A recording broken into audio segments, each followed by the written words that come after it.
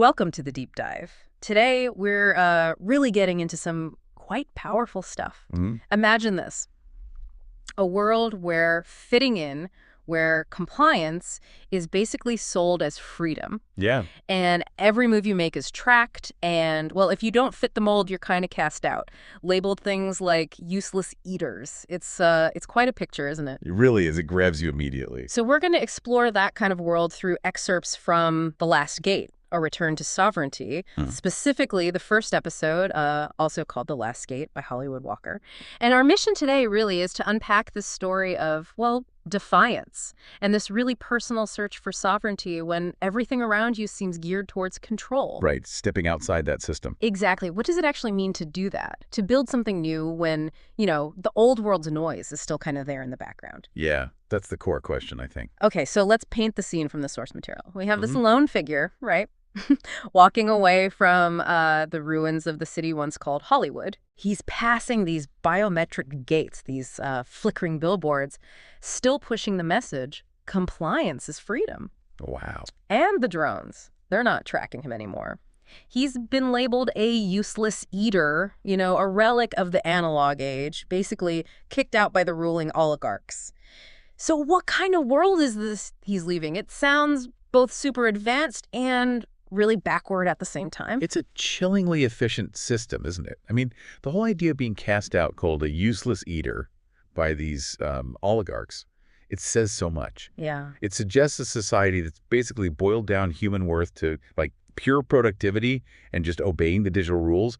Being an analog relic means you just don't compute. So you don't fit the code. Exactly. It creates this incredibly sharp divide. You're either incompliant, connected, productive, or you're out. Just obsolete junk to the system. It's almost like they're rewriting what it means to be human, tossing inherent worth out the window for some kind of like cold calculation. And yet, here's the thing. Even though he's cast out, ignored by the drones, labeled obsolete, the text says he was not broken. He was becoming. Powerful line. It really is. In a world seemingly trying to break him, define him by his supposed uselessness, what kind of transformation is happening there? What does it mean to become when you consciously unplug like that? Well, that's where it gets really deep psychologically, doesn't it? Yeah. In that smart city world, broken probably means buying into their labels, accepting you are useless. Right. Internalizing it. Yeah. But becoming, that sounds active, self-directed, like he's shedding that identity they tried to force on him. It makes you think of, well, existential ideas maybe. Defining yourself through choices, especially against an oppressive background. Taking control of the narrative. Precisely. It's like an act of self-authorship. He's not just pushed out. He's actively creating something new within himself, maybe even like finding a core self separate from all that societal noise. It implies waking up to a different way of being, finding strength in the separation itself. And this journey of becoming takes him somewhere specific. He reaches the edge of the wasteland, and there's this rusted gate. The threshold. Yeah, exactly. A clear boundary. It's the way into his ancestral homestead, which is described really pointedly as forgotten by the grid, untouched by simulation. And he opens it. You can almost hear that creak, feel the significance. Oh, absolutely. That gate symbolism is just loaded, isn't it? Yeah. It's way more than just, metal and rust. It's like stepping across into another dimension almost. Leaving the known world. Totally. Yeah. Like in the hero's journey myths, Yeah. it separates those two realities. The controlled, simulated artificial city and this forgotten wild land. And the sound is described like a funeral bell. That's heavy. Yeah. It's not just background noise. It feels like a final goodbye to that old life, a conscious cutoff. And the place itself being forgotten by the grid, untouched by simulation, that suggests it operates on different rules entirely. Yeah. Maybe even a different kind of reality, tangible, Right. real. Unfiltered. And once he's through the gate, the description is just, wow. The land breathed. Wild. Untamed. Sovereign. He puts up a flag, get this stitch from cloth and bone. Wow. Primal stuff. Right. And he calls it a symbol not of rebellion, but of return. That distinction feels really important. What do you think is the difference between return and rebellion here? And why does that matter for us thinking about freedom today? That's a great question because rebellion is the word we'd probably jump to, right? Yeah. Defying the system. Yeah, seems obvious. But return changes the whole frame.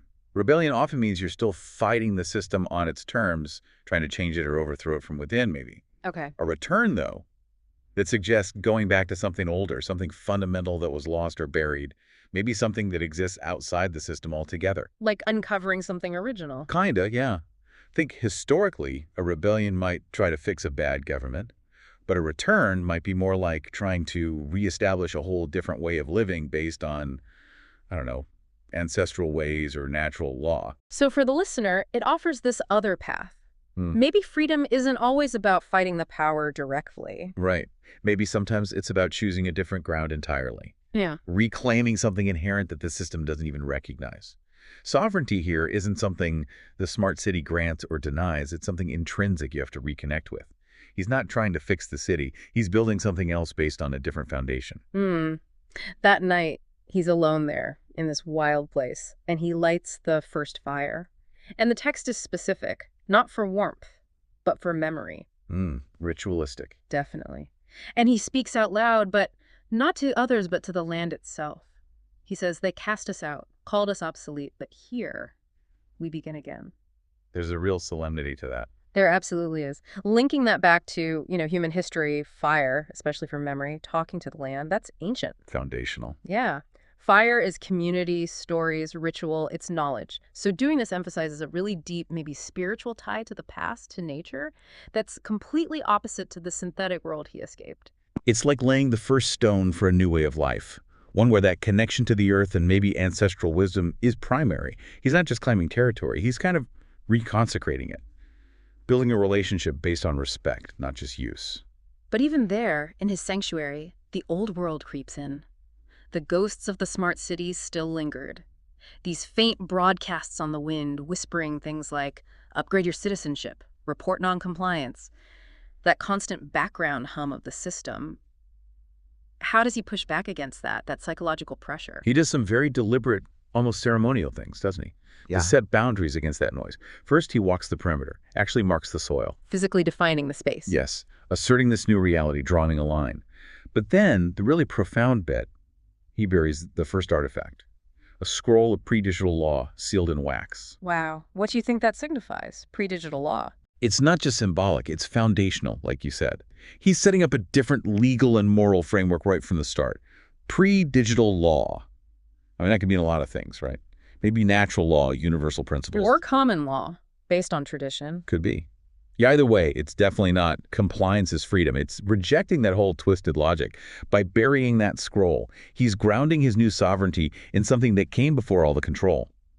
It's like he's establishing a different social contract based on inherent rights, not just rules handed down. It's a true refounding act, burying the old rules, literally. And then comes this powerful declaration, total finality. This land is sovereign, this fire is sacred, this gate will never close again. That sounds absolutely like a vow he can't break. What does that level of commitment mean for this new life he's trying to build? That's the peak of his becoming, isn't it? And his return. This land is sovereign. That's the geographic claim. This fire is sacred, elevating the memory and nature connection. And this gate will never close again. That's the point of no return, stated outright. Exactly. It's permanent secession. Yeah. A flat refusal to ever go back or even engage with that old system. No negotiation, no compromise. His sovereignty for this place is now just a fact. Non-negotiable. It's this huge assertion of self-determination, not just for him, but baked into the land itself, setting the fundamental rule for this space. Freedom from that external control forever. But then the story throws a curveball right at the end. Yeah, just as he makes this absolute statement. Movement. Beyond the perimeter. Shadows. Others. The castaways were coming. Tomorrow the sanctuary would speak. And that's where it gets really complicated and fascinating. Right, because up to this point, it's all been about him. His journey, his rules, his solitary stand. Now these others, the other castaways rejected by the city, are showing up. How does their arrival change things for his very personal idea of sovereignty? Does it grow it? Challenge it? Maybe completely reshape it into something collective? It sets up this immediate, unavoidable tension, doesn't it?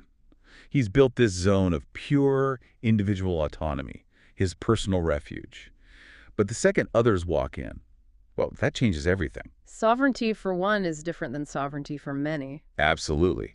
Real sovereignty, once you have a community, needs discussion, negotiation, maybe even compromise. It makes you ask, can that pure individual sovereignty even last?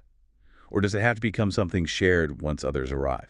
So the thought experiment suddenly gets much bigger. Exactly. How do these different castaways fit together?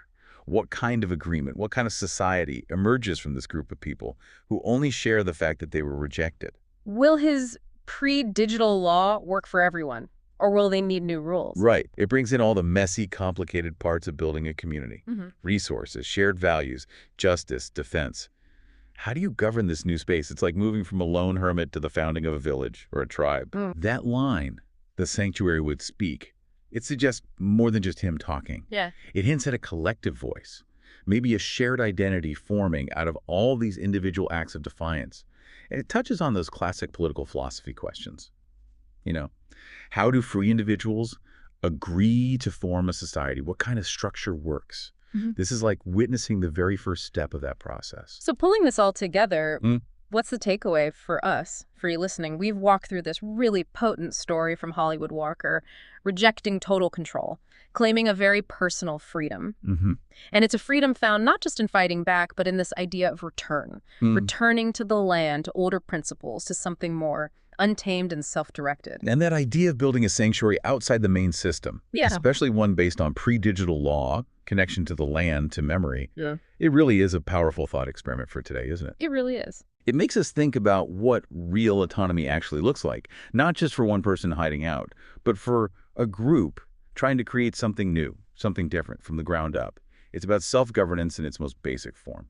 So for you, listening, maybe this dive into the last gate brings up questions about your own life, your own boundaries, how you define freedom, what parts of your world feel genuinely wild, untamed, and sovereign to you. Yeah, perhaps it makes you think. In our world, which is so digitally connected, where information and, let's face it, control can feel everywhere. Where do you draw your own perimeter? How do you keep your own sense of self intact? What are your gates? The ones you might need to open, or maybe the ones you need to close for good to reclaim a piece of your own untamed land. Something to think about. Thanks for taking this deep dive with us.